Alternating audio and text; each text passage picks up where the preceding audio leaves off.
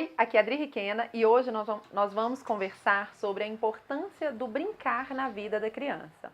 Essa semana eu tive contato com o seguinte questionamento.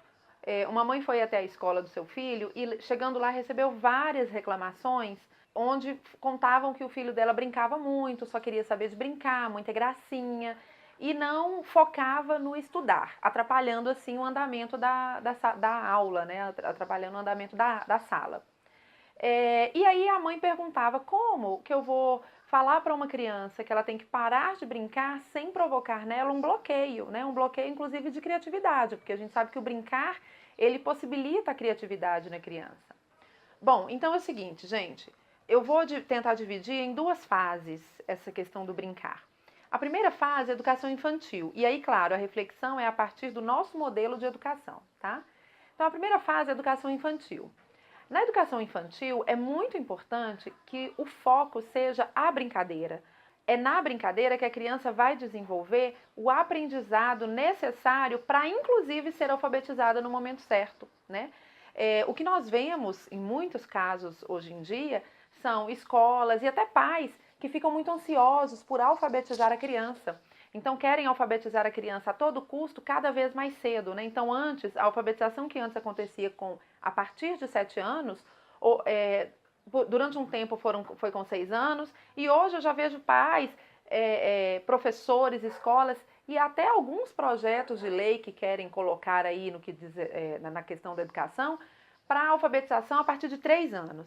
É fato que tem crianças, sim, que já estão preparadas, que vêm com um preparo já emocional, intelectual, mais avançado e, portanto, elas aprendem a ler com muito pequenas, né, menores.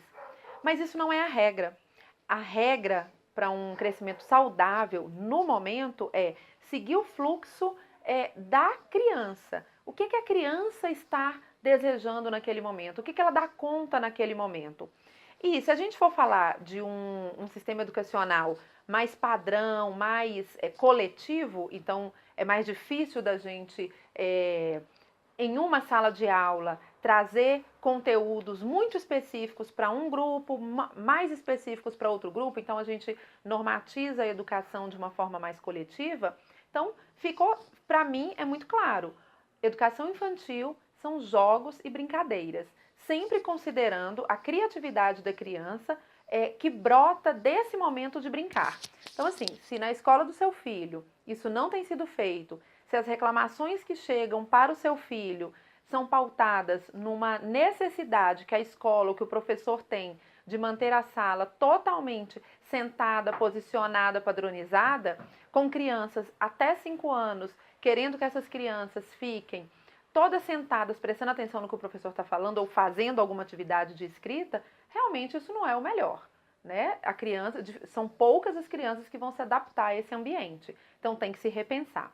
A outra questão que eu quero abordar é o seguinte: a criança passou saiu do ensino infantil e foi para o ensino fundamental. Então a gente tem aí uma fase de transição que tanto os pais quanto a escola precisa saber conduzir de forma acertada, porque é um momento em que ela sai daquele momento mais de brincadeira, mais de jogos, né, de estímulo a partir de jogos da educação infantil e passa para um processo de educação que ele é mais escrito, que ele é mais teórico, porque aí sim é o processo de alfabetização da criança. A criança não dá conta de assimilar isso com tanta velocidade assim. E às vezes a gente quer que ela chegue na sala de aula no primeiro dia e já estacione naquela cadeira e já entenda que agora é ali.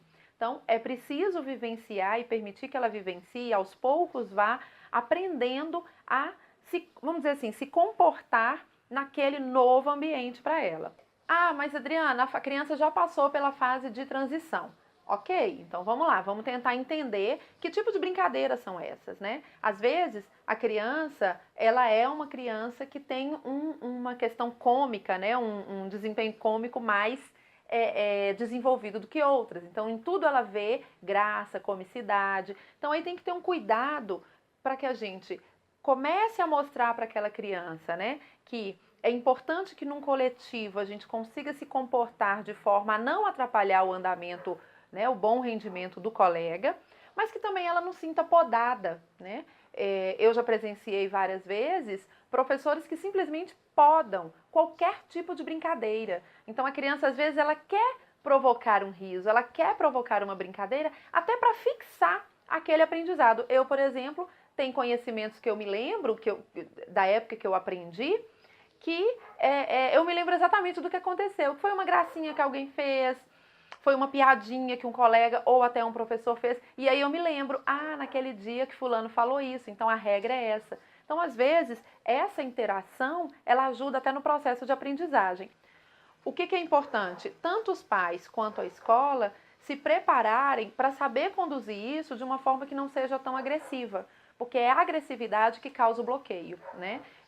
Tudo conversado, construído de forma coletiva, fica mais fácil. Claro que vão haver, sim, crianças que são mais difíceis de aprender, né, de entender que o coletivo também precisa ser respeitado, mas aí a gente precisa ir construindo com essa criança. O que não dá, gente, é causar um bloqueio só porque aquela criança não se enquadra no nosso padrão, né, naquele padrão quadradinho de que, não, esse menino eu já falei 1 milhão de vezes, ele não aprende. Então, nesse momento, a gente, sim, corre o risco de causar um bloqueio naquela criança e, às vezes, uma criança que poderia ser brilhante no futuro, ela começa, a partir daquele momento, se sentir diminuída, se sentir podada, criando crenças limitantes que vão impactar de forma negativa toda a vida dela. Então, sim, toda criança tem o direito de brincar. E, sinceramente, para mim, uma escola que me chama para falar sobre o meu filho e só me apresenta reclamações do meu filho não é uma boa escola.